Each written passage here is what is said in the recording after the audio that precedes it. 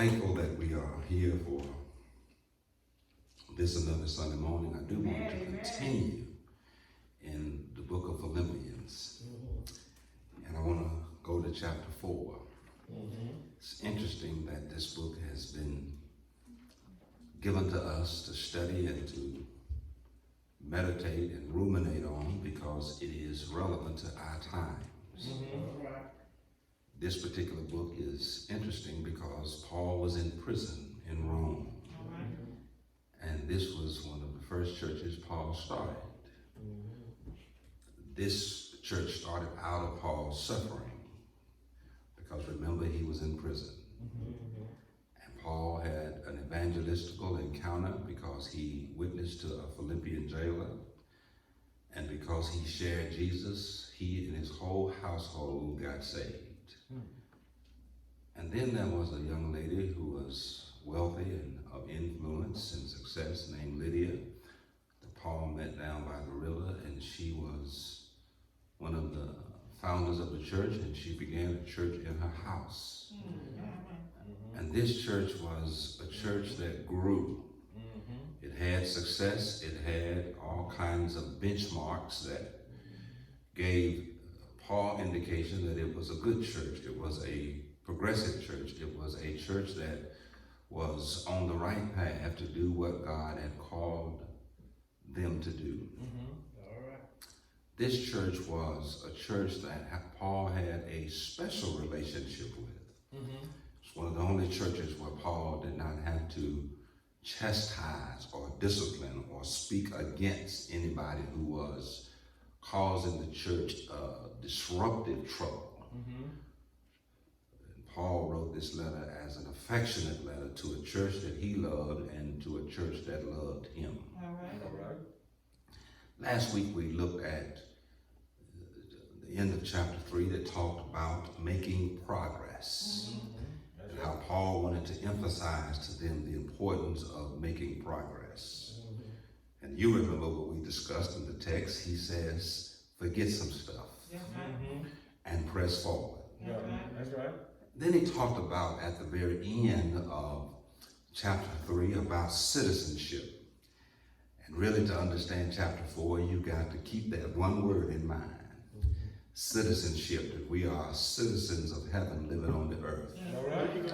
And he made that emphasis because he wanted us not to become too earthly minded. He did not want us to focus too much on being here because he wanted the Philippians to understand that you were sojourners passing through. That even though you live on the earth, you're a citizen of heaven, and eventually your passport is going to be revoked by death, and you're going to be called back home. You're going to be expelled from this temporary dwelling place called earth, and you're going to be called to heaven. And what he implores to us is that Christians ought to live like they're on their way to heaven. We ought to live like we're on our way to heaven. Don't get too attached to this earth. And don't get too attached to earthly things. Because my brothers and sisters, if you get too attached to earthly things, Paul says in the end of chapter 3, that you will become so earthly minded that you won't be any good. Any good for the kingdom. You won't be able to really focus on what God has called you to do, what God is partnering with you to do. And so he wants to make sure they understand that they are sojourners passing through. They are citizens of heaven living on the earth. And then he launches into chapter 4. And he's going to talk about, and I want to entitle this sermon, Maintaining or Sustaining Progress. All right. My brothers and sisters, I wanted to make this subject the subject of our discussion today because it is easy, in a sense, to get success. The hard part is maintaining success. It's easy to get somewhere, but it's hard to stay somewhere. Now, I can tell you, it's easy to get married, but it's hard to stay married. And if couples could understand this concept, that a wedding lasts one day, but a marriage is for a lifetime. The easy thing is to have a nice and royal wedding. That's the easy part, for two people to come together to bring bridesmaids and flower girls and rain bearers and best men and bridesmaids together, to bring two families together. That's the easy part. But listen, when the wedding is over, you got to go home. And that's where the work begins. Any two people can get together, but the job and the task is not getting together, it's staying together. It is keeping and sustaining the progress. And so Paul is going to emphasize in chapter 4, I've already told you how to make progress, forget and press and look to Jesus Christ, both the goal and the prize. And make sure you understand that you are a citizen of heaven on earth, and don't get too tied to things on the earth. Don't become too earthly minded, because eventually you're going to get separated from the things that are attached to you on earth. And listen, I need to tell somebody with great emphasis, because I think sometimes we can become so earthly minded that we don't get this. There are no U-Hauls following any hearse. You can't take it with you. Listen, it don't mean anything to God about the size of the house you live in, the car you drive. It's not going to increase your stature at death. And so he wants to put the emphasis on that, because he wants them to understand that's how you make progress. But then he talks about in chapter 4, maintaining progress. How to continue to be a good church.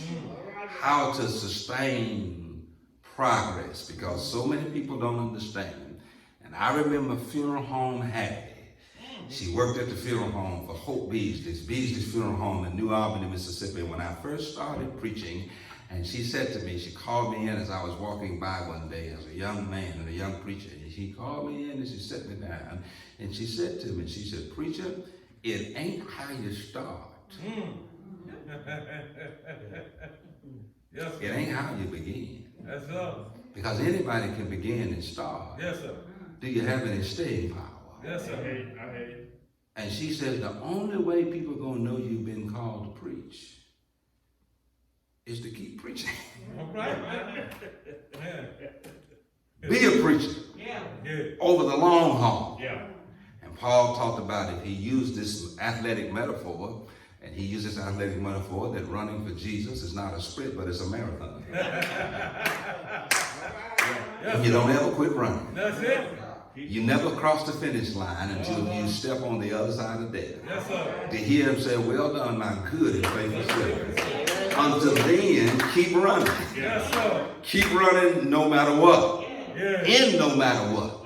And so he's going to talk about maintaining and sustaining progress, especially in the context of this Philippian church that had started in Acts around chapter 16 through this Philippian jailer, through Lydia, and this church had sustained its good reputation. It had sustained its progress. It had been a very focused church, a very fruitful church. It was a church that stayed on the main message about Jesus Christ. And Paul says to them, sustain this progress, maintain this progress. He literally says to them, you're on the right track. Stay on the right track. And he's going to talk about in chapter 4, he's going to give them some instructional advice, some applicational advice of how to continue to maintain what they had started. And my brothers and sisters, in the context of a church, any church can start out with a bang. Your membership can start out with a bang. You can be so excited about being a member of the church, being a leader in the church. But let me tell you, sometimes the excitement can fizzle out over time.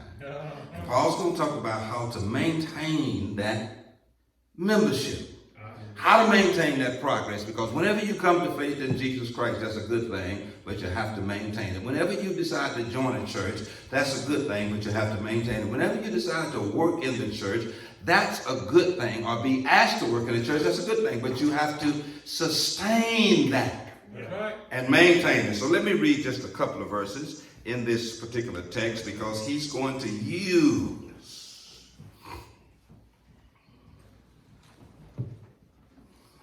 this particular chapter, especially the first 7 verses.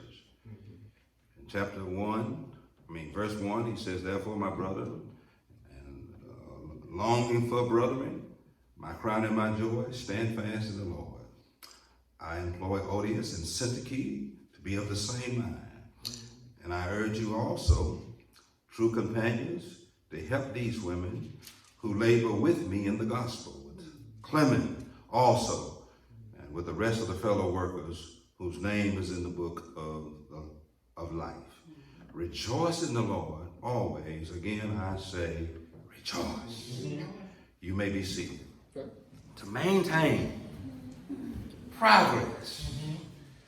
To maintain progress, I tell you, it's an important idea to maintain, because to start is one thing, to keep going and to keep things at a high level is work.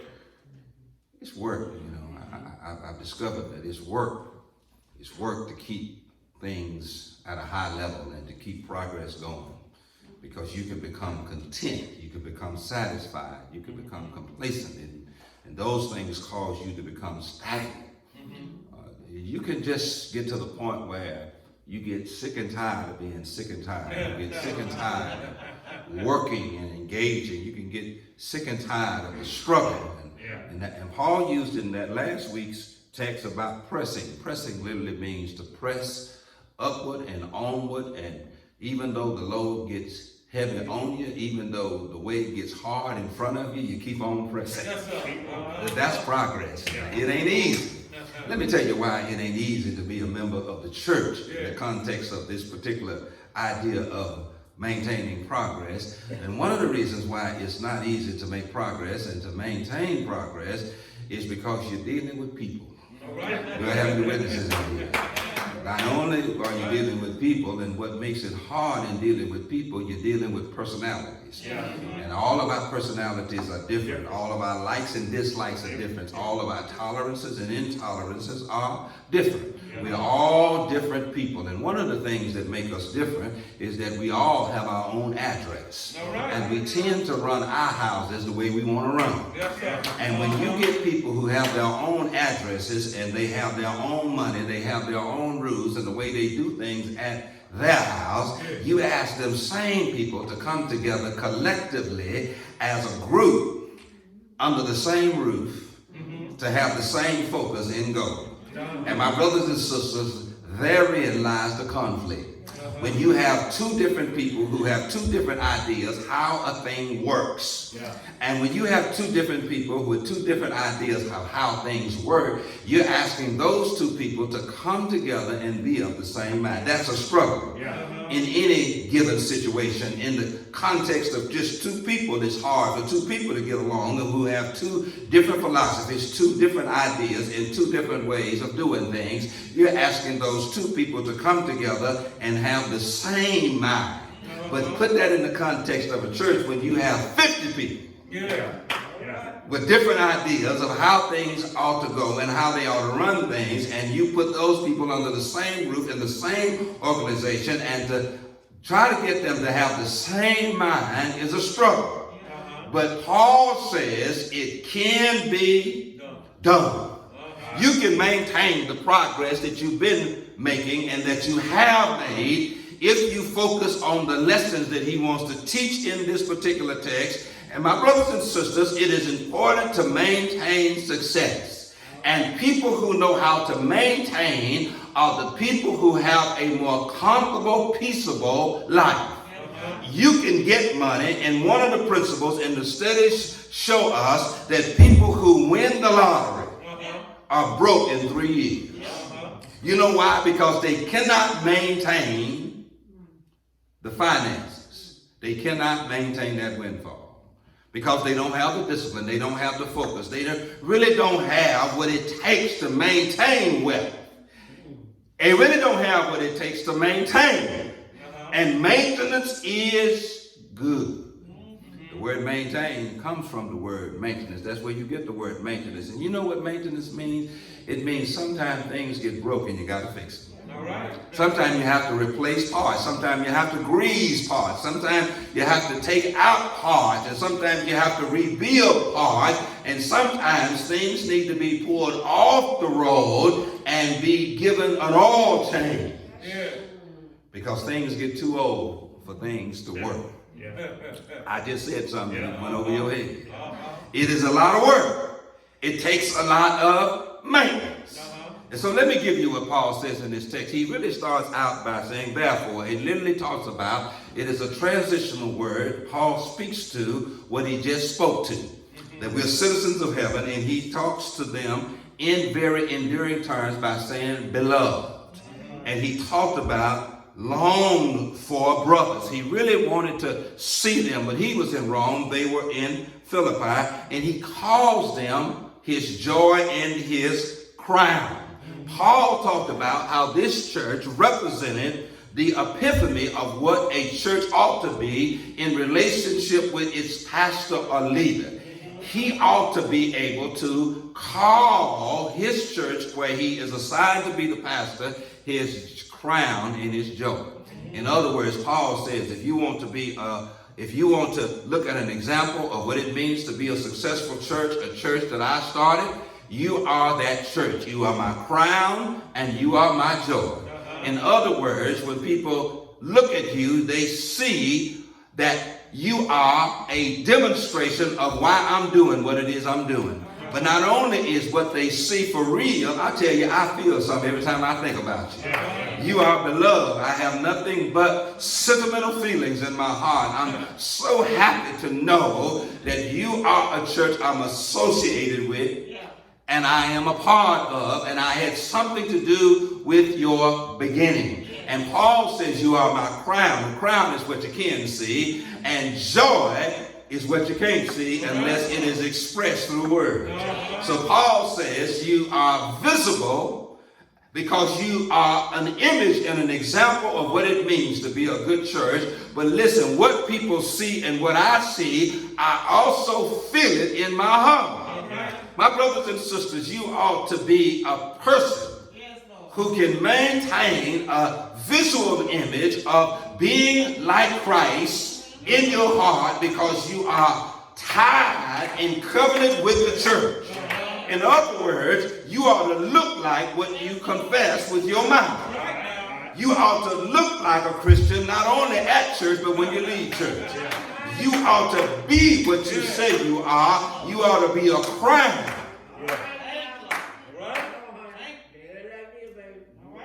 I don't want to get too far into this, but Paul says, so stand fast in the Lord. If I had time, I'd explain to you. Stand fast in the Lord. And really, Paul said that's a declaration.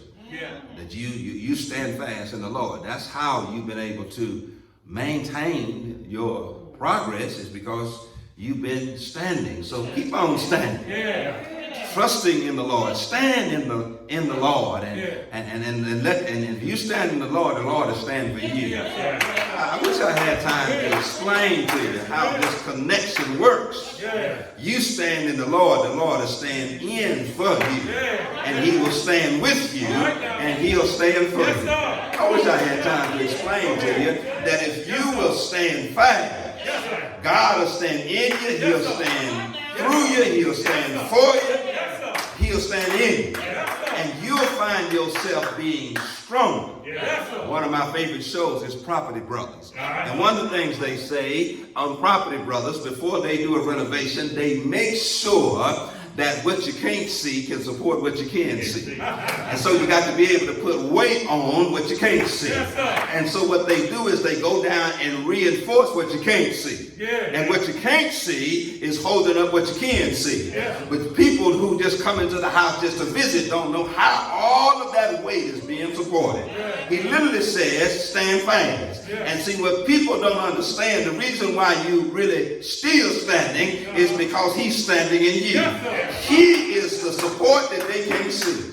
That's why you can stand fast in the midst of pressure, persecution, weight, wait on you and stuff and mess in front of you. Yes, sir. That's why he says stand fast. Stand fast, because you got some support under you, in you, and that works through you, that makes you able to handle the weight that's put on you. All right now. Tell the preacher.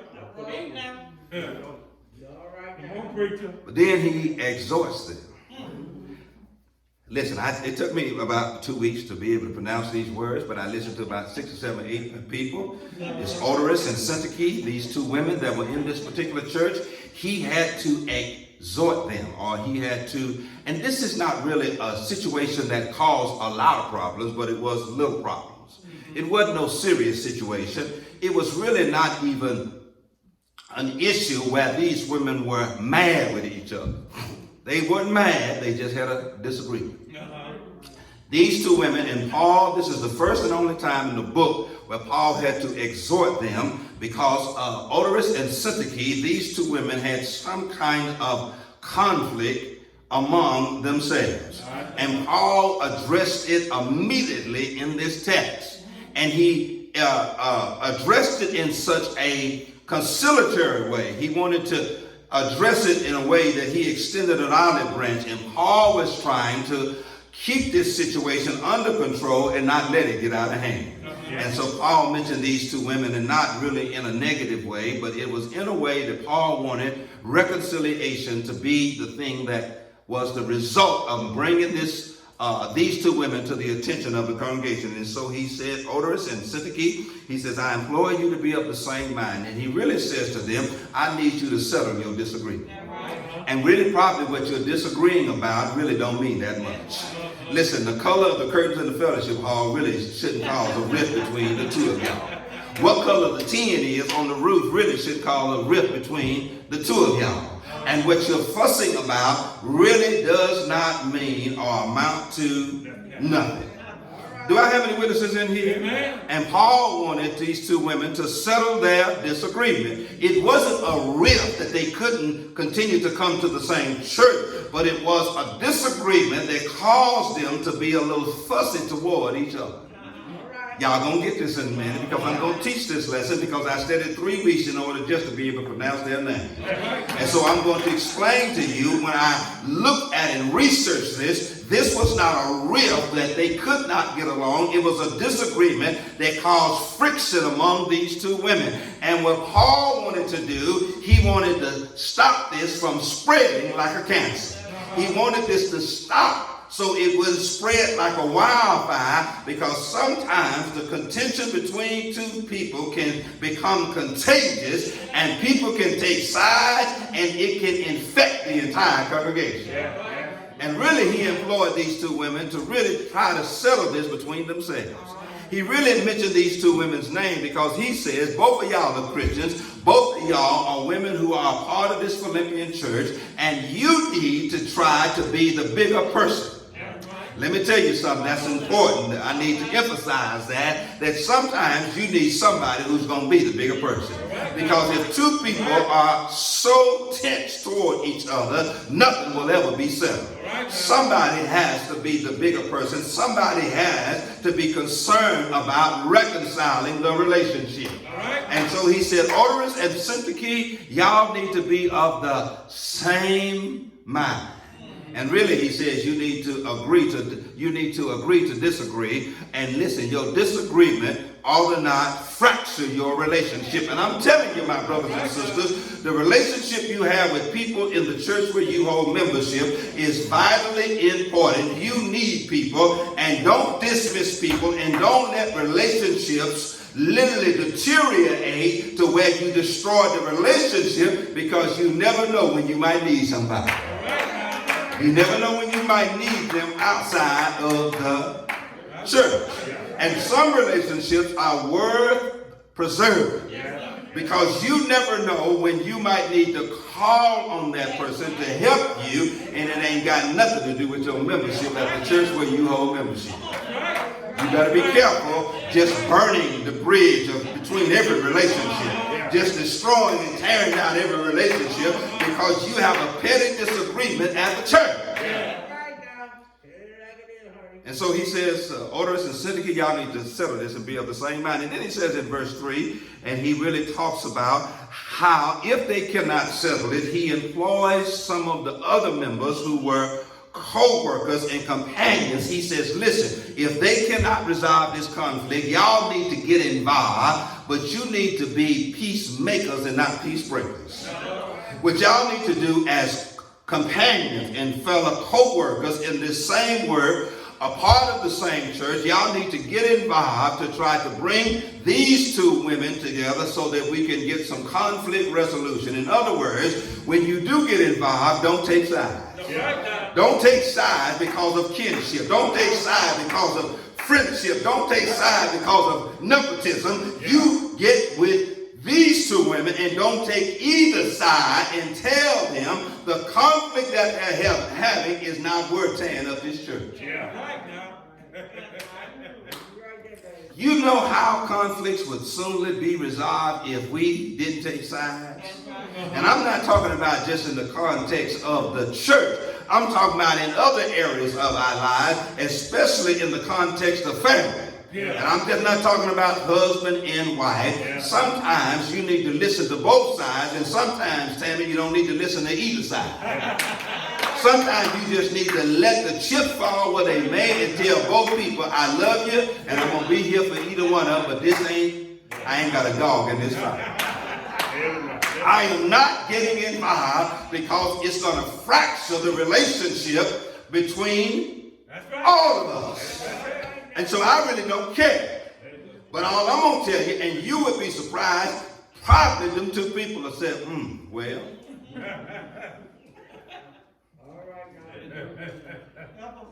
I'm telling you, he says, listen in this text, I urge you, the true companions, help these women who labor with me in the gospel. He says literally, if they can't resolve it, y'all need to get involved and you need to be about bringing peace. Not fan the flames, but somebody bring a bucket of water. And see, the problem with church people is when they see smoke, they go get gas and kerosene. But you need to go get some water. Now you see tension brewing between two people in the church. You need to be trying to figure out how to put out the smoke before it turns into fire. And he says in this, because all of our names are in the book of life, he literally says all of us are trying to make it to heaven. My brothers and sisters, if you're going to maintain progress, you can't allow petty conflicts to cause us to hold up progress because we're trying to get y'all back to speak to each other. And so you hold up the entire progress of the church because two people in the church have a conflict that they can't resolve. And Paul really says both of y'all are grown. Both of y'all are Christians. And if you can't get along outside the church, at least get along at the church so we can maintain a peaceable and lovable relationship. It ain't like you live with them. Go out to eat with them. It ain't like y'all sewing buddies. You just at church for a little while. And can't y'all lay aside y'all differences just to get along for the 2 hours we here on Sunday? So he says, Odorous and Syntyche, listen, be of the same mind. And if they cannot resolve it, I need some of y'all other co-workers who labor with me in this gospel to get together to see if you can bring some peace. Peace. And I'm going to say this, and I'm moving on to my next point. You can maintain the peace if you would shut some folk down before they ever get started. The problem is you let them get started. Ragging on the person that they got a conflict with, you need to just shut it down and say, listen, I ain't listening to that. And you need to take that to somebody else, but I ain't listening to that. Don't put me in that. Now that might be the way you feel about her, but that ain't got nothing to do with me. You know, sometimes we get in some fights that ain't got nothing to do with us. We stir up conflicts that we ain't got nothing to lose or gain. At the end of the day, it really does not matter in the big picture of our lives. And church people can be so petty. And let me give you this, verse 4. If you're going to maintain progress, he said, listen, make sure you keep the conflicts down, settle conflicts. And listen, if it cannot be settled between the two people, those fellow Christians whose name is written in the book of life, you make sure you get involved to bring peace to this situation. And then he says, rejoice. Uses the word twice in the same text. I really studied this word because it's very interesting. If you want to maintain progress, he says, rejoice. Now, the difference between rejoice and joy are two different things. Joy is based on a feeling. It's based on a condition. It's literally based on a state of mind. It's something that literally you have in your head and in your heart. But to rejoice is something you got to actively do. In other words, he says in the text, rejoice. In other words, I can't make you rejoice. I can give you joy by preaching a good sermon that stirs up your soul. Do I have any witnesses in here? But listen, to rejoice literally means you come in here happy because you left home happy. And you were happy before you ever got here. And so you got joy. Joy we can't see, but rejoicing we can see. Because rejoicing is about an attitude of a perspective that no matter what I'm in, what I'm going through, what's happening in my life, I still have joy. And this joy that I have, the world couldn't give it and the world can't take it away. And this joy I have, I just can't contain it. And when I get to church, this joy I have, I just got to express it. And so he says, when you get in the presence of other believers, you rejoice. And rejoicing has nothing to do with how other people make you act. It's how you act because you think about the goodness of the Lord. Sit down and take an inventory and count your own blessings. Look at how good God has been and what God has done and how you deserve so much worse. I mean, ain't nobody got to move you when you have.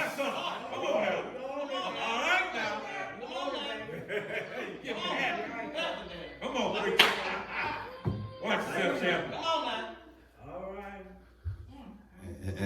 And this rejoicing Paul talks about, it is something that you have to actively do. It's something you got to activate. It's about an attitude of rejoicing. We know you have joy. We know you have joy, but sometimes we need to see the joy on the outside. In other words, he's talking about this boy, don't come to church with a melancholy spirit. Don't come to church like you oppressed and you are depressed. But sometimes you need to, I woke up this morning with my mind staying on Jesus.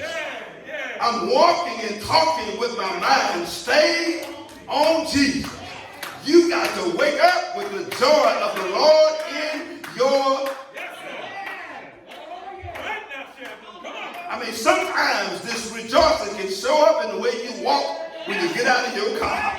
Sometimes this rejoicing can show when you speak to the preacher standing out there to preach you. Sometimes this rejoicing can show in the way you pray that prayer. I mean, you put some fire in that prayer because you got some fire in your heart. I mean, we know you on fire because we can see you rejoice.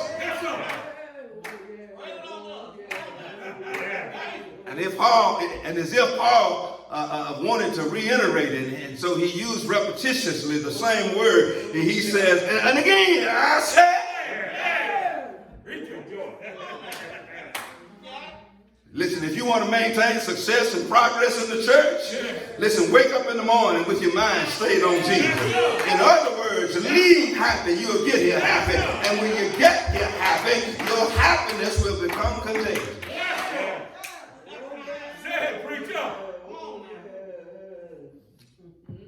you'll get happy, I tell you. And see, the old church didn't have all of this. Mighty convenient, but I can hear Nanny Mae Rutherford over in that corner. And you know the way she patted her feet, that something was on the inside. And she got to singing them old hymns. Remember me. Jesus is on the main line. Call him up and tell him.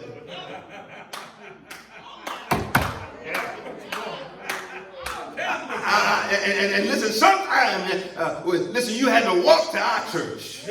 Because listen, everybody didn't have a car. And sometimes the closer you got to the church, you heard something. And listen, you didn't need to hear it to be happy. You was happy on your way. But the closer you got, something got stirred up in you. And it's amazing that Paul has to tell church folk to rejoice, to be happy, to be excited, to have an enthusiasm, to have a fire when they come to the house of the Lord. And then listen, he says, I got the clothes, but listen, he says, not only rejoice in the Lord, and I say rejoice, but he says, let your gentleness be known to all men. I really don't want to talk about this because you might get upset. In other words, he literally says, let your gentleness be known. In other words, not only must you rejoice to maintain progress, but listen, you have to be consistent. And sometimes your consistency has to be seen. And I talked about this last week. Sometimes what you profess with your mouth has to be seen in the way you live. Has to be seen in your behavior. Now, the thing that turns non-church people off is that we are what we profess. They cannot see in us what we proclaim through our singing, preaching, and praying. But he says, let your gentleness, that word gentleness carries the idea that the thing that ought to define you as a Christian needs to be known by church folk and non-church folk. I tell you, my brothers and sisters, people need to know. Listen, quit talking all that crazy nonsense about just because you don't see it don't mean it ain't there. If I don't see it, how am I going to know it's there? He says, let your gentleness be known to all men. In other words, there are some things about you as a Christian, as a Christian man or woman, that has to be the evidence to give people evidence that you are what you say you are. Gentleness, the Christian attributes, the Christian tenets of your faith needs to be seen by all men. In other words, don't just speak it, but perform it. And just don't perform it at church, but perform it outside the church. That's right. That's right, God. Come on. Because the Lord is at hand.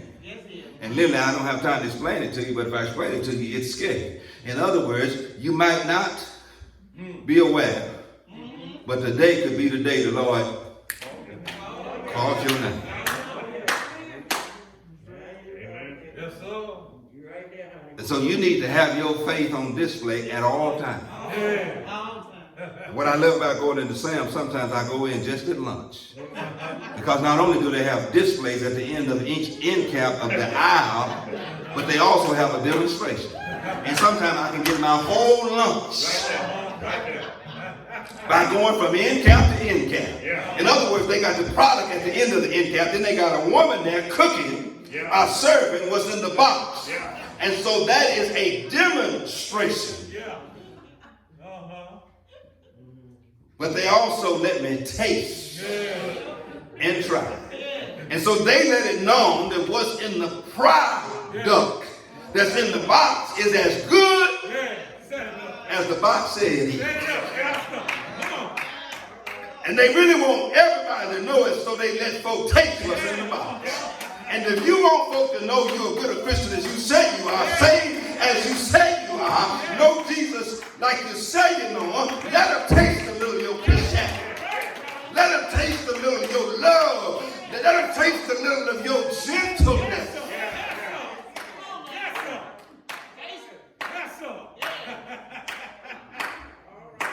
All right now, young man. That's right. Good. Let them have a taste test of your faith.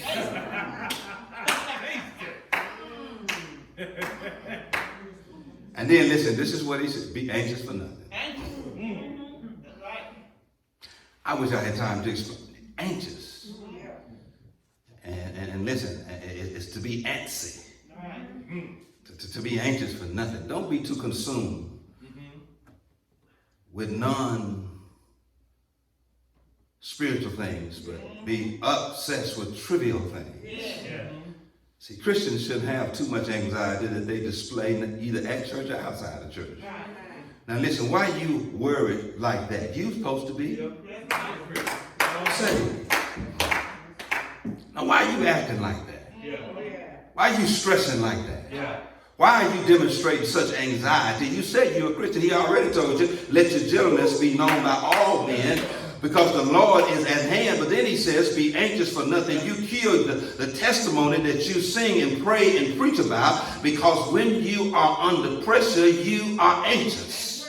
Anxious literally means you can't sit still, you can't focus, you can't continue to go, you got to stop and reset. And sometimes you got to navigate on and go on, even in pressure, under pressure, through difficulties. You can't throw in the towel, and you definitely can't panic.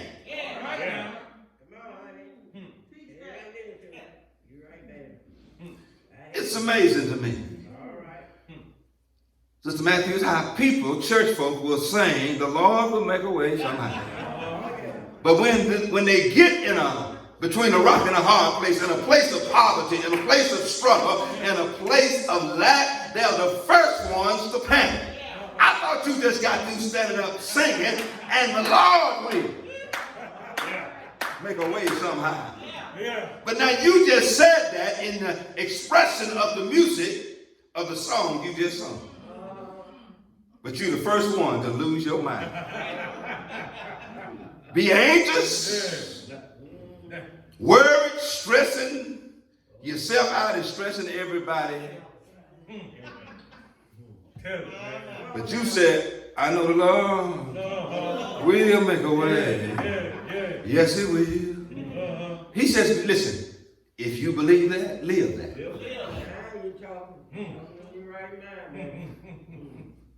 Be anxious for nothing. Now, I really need to explain this to you, because, listen, the apostolic and hyper-faith movement of contemporary preaching has taken this verse and hijacked it and made it to mean something that it doesn't mean.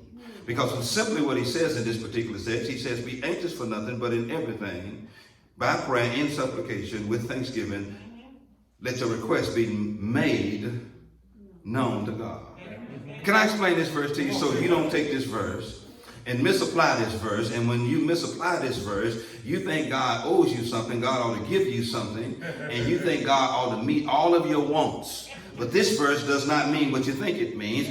This verse is in the context of Christian service. Paul is literally saying, as a Christian, as you serve God, don't be anxious for anything, because all that you need as a servant of God, God's going to provide.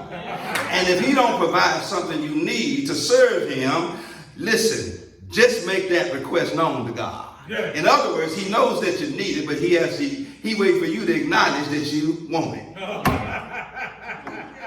Oh, hey, man, you just said something. In the context of Christian service. In other words, as a servant of the church, a servant of God through the church, because you are maintaining progress, everything you need, God is going to provide.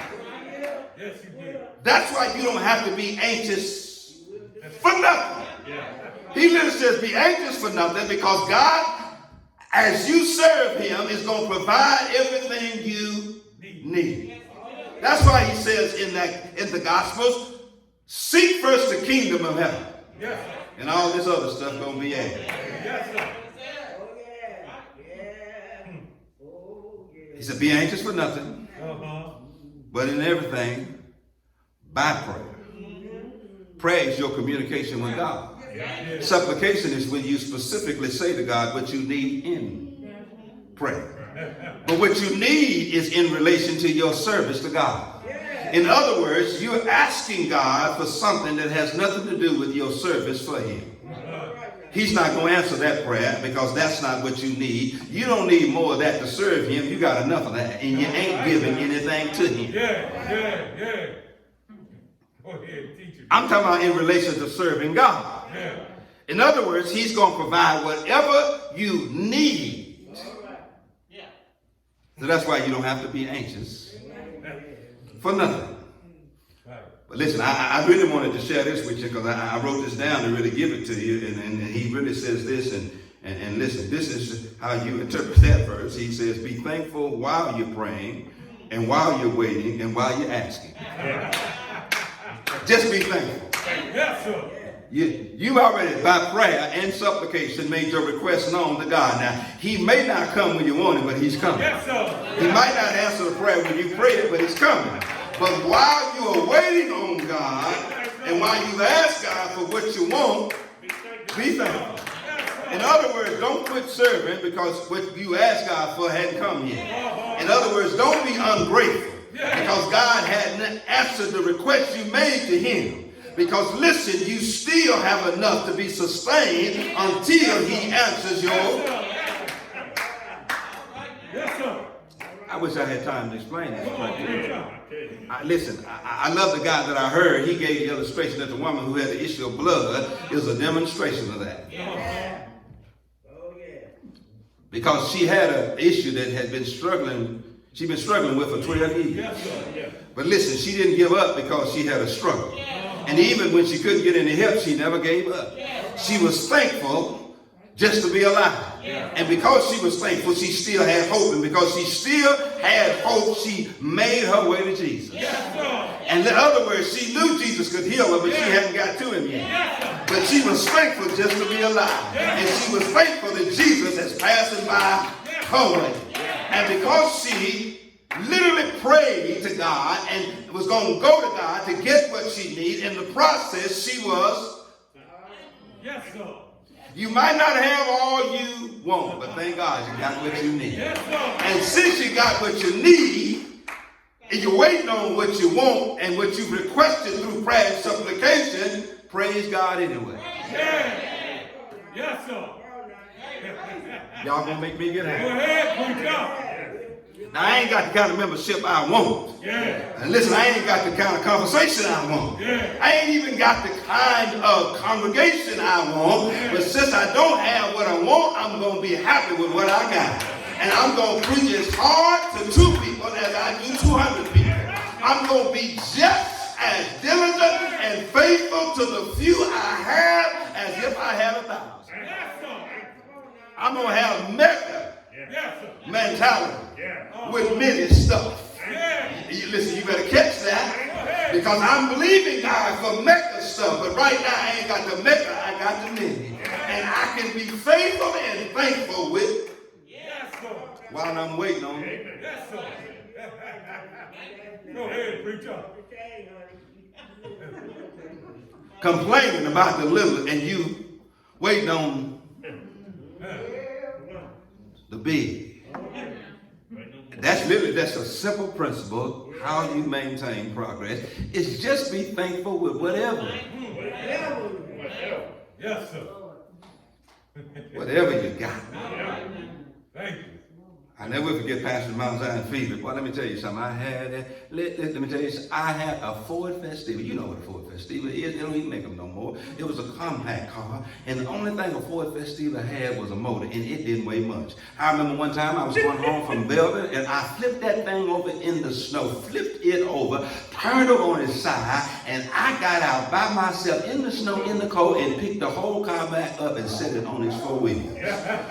And listen, when I did that, I had to go get the car fixed. And so the car was red, and I had to get 2 gray doors because that's all I could afford. I couldn't afford to get them painted. And I was pastoring Mount Zion Phoebe. And somebody said to me, are you going to drive that Ford Festiva to church? I said, I sure is.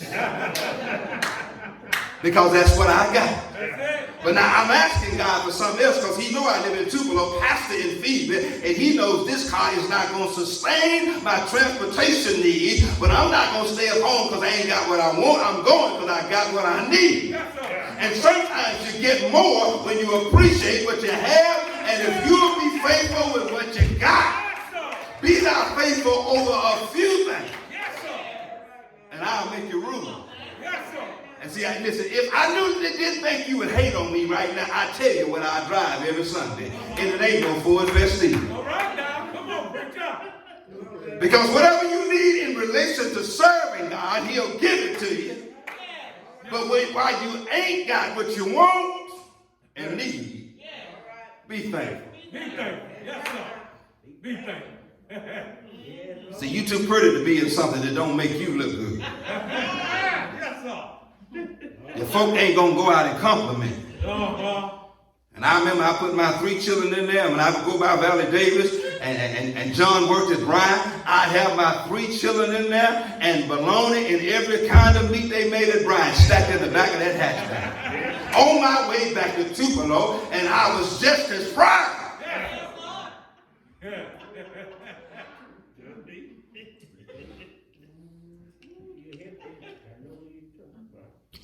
And can I tell you the end of that story? How God flipped that around? One day, Valley Davis said to me, listen, come over my house. And I said, listen, we're in her. She said, come over my house. You know, Valley was a very ornery woman. Lovely woman, but she was very ornery and had a personality that a lot of people couldn't swallow or deal with. And she was an educator, and Valley said, come over there, boy.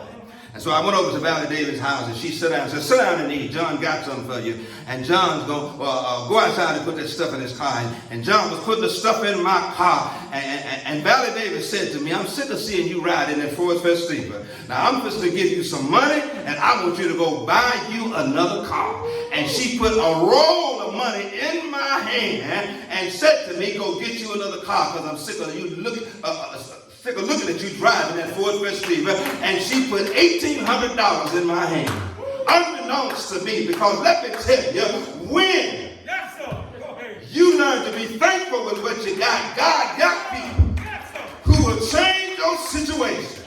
Don't complain, and God will turn the most honored person's heart faithful to you. And he'll use folk you didn't think he could use to bless you, to get you to. I'm telling you, won't he do it? Yes, he will. Yes, he will. Yes, he will. Yes, he will. Yes, he will. And I went and bought my first designer car, a Volvo. Right now. Listen, let me just explain to you. God will provide your needs. And let me give you this, because this, he talks about it and the peace of God. Let me tell you, if you want to maintain progress, you got to get peace, the peace of God. Now, you already got peace with God. Can I explain to you the difference between peace with and peace of? Go ahead. Now, everybody in here who say got the peace with God. Yeah. But not everybody in here got the peace of.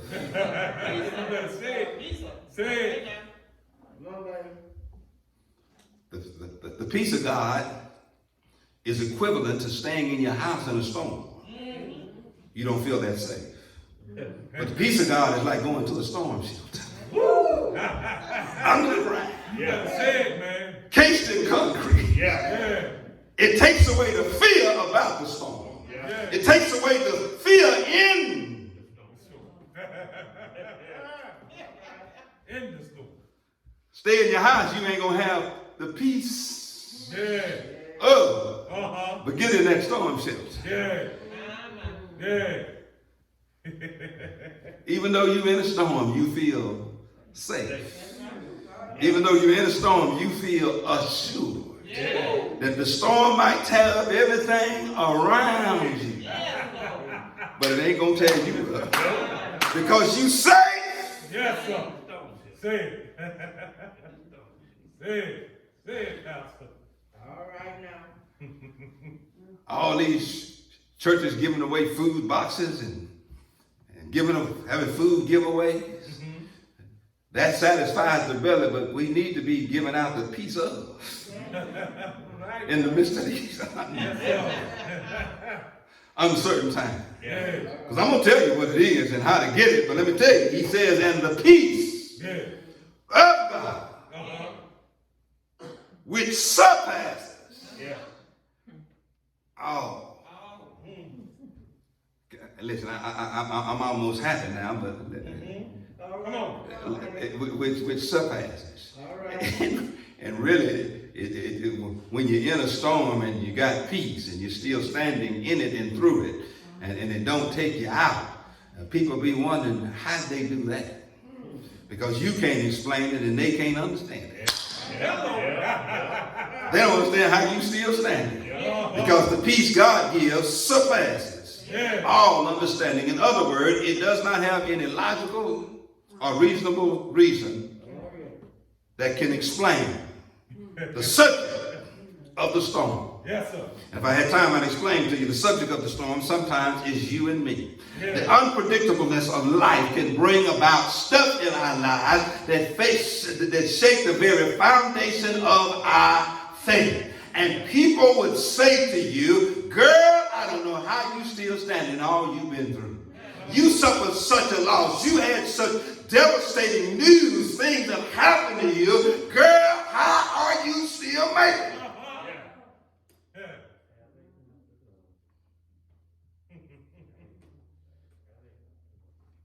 He'll give you the peace. That's how you maintain progress, is by getting the peace of God. And let me tell you, the peace of God literally is God gives you a calmness. And really what it is, he settles your mind. And he brings ease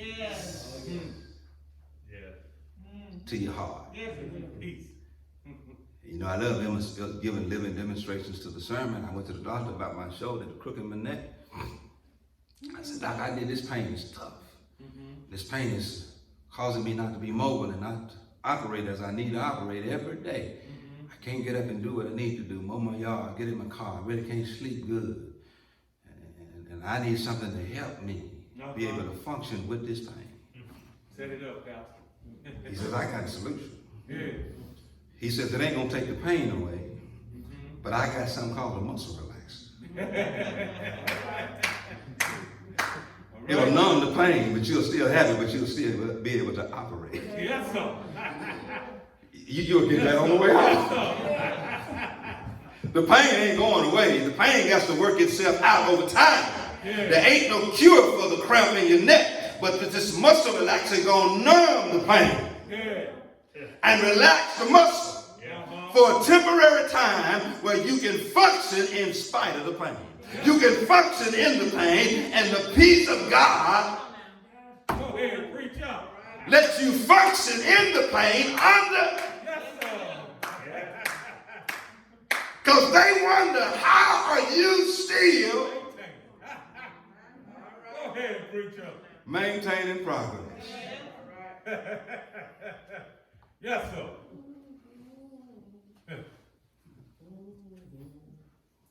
I'm telling you, we wonder, how you still standing? You should have been and lost your mind. All you've been. Yes, sir. Yes, sir. You walking tall. Yes, sir. And you know, I love bringing them music, them songs in here. Yeah. Through it all. Yes, sir. I've learned to trust in God. Yes, sir. Through it all, I've learned to lean. Yes, sir. Yes, sir. Lean on. Something about how trouble will make you trust it. Yes, sir. And lean. Yeah. And let me tell you what the peace of God will do. Because listen, I love what he says. And listen, this is a military term. He says, and the peace of God will guard. Y'all just don't know when to shout. Yeah. Yes, sir. The best way to get this idea of what the peace of God will do, you got to go to England. And when you get ready to go into Windsor Castle, there are two soldiers standing there. Yes, sir. Yes, sir. And they are trained not to move. Yes, sir. No matter what. Yes, sir. They just stand. Yeah. Stand still. Yes, sir. Yes, sir. But see, the Americanized idea of this word in an illustration is the Secret Service. Yes, sir. You can't see the protection, but it's there. Yeah. You can't see the guns, but they there. Yes, sir. And you don't even see the training. Yeah. And some of those men don't look threatening, but step toward the president in the wrong way. Right now. And you'll see there. Yeah. Yes, sir. Peace of God, a guard. And the two things that you need guarded that causes trouble in us, and I'm closing, is your mind and your heart. Yeah. Right. The peace of God will stand guard in your mind and in your heart. David in the 23rd Psalms, yea, that I walk through the valley of the shadow of death, I will fear no evil, because thy rod and thy staff gives me comfort and peace. Yeah. Now, I want you to make sure you understand the rod and the staff is not in David's hand, but God's hand. The staff protected.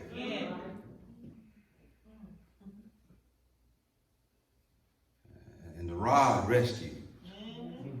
One had a pointed end on it that was prickly. And the other one was shaped like a U. And the rod and staff, one would protect them sheep from any predators. And he could.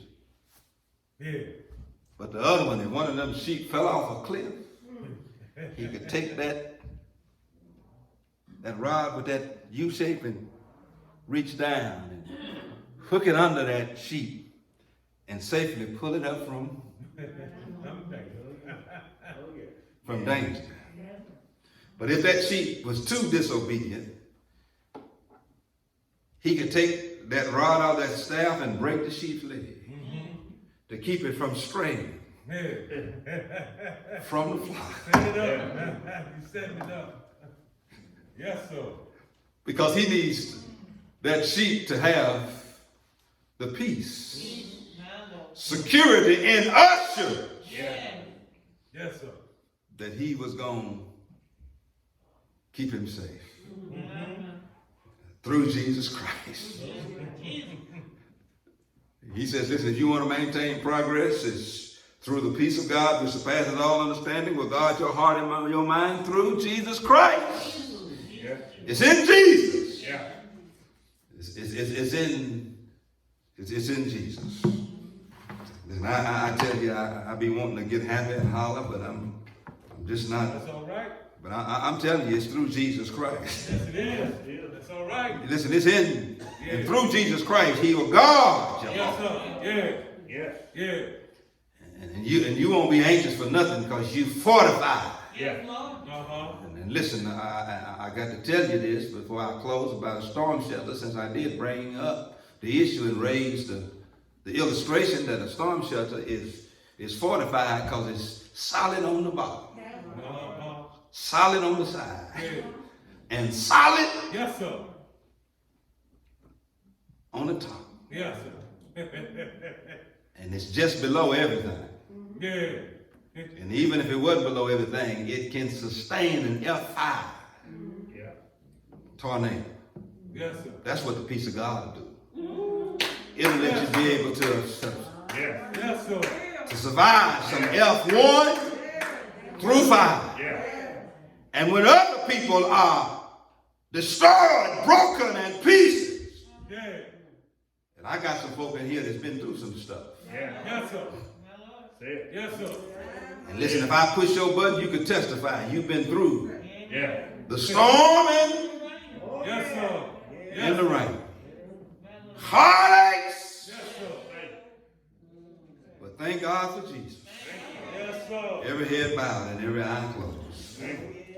My brothers and my sisters, to maintain progress, you need the peace of God. You need that peace. Blessed assurance, Jesus is mine. Oh, what a foretaste of glory divine. Heir of salvation. You can have that blessed assurance. Yes. Born of his spirit and washed in his blood. This is my story. This is my song. Yes. Praising my Savior all the day long. Yes. You can have blessed assurance and you can make it through the most difficult times in your life. Every head bowed and every eye closed. Yes. Jesus Christ. Through Jesus Christ, you can have the peace of God. You need to be durable. You need to be able to make it through the most difficulties in life. And let me tell you, it will give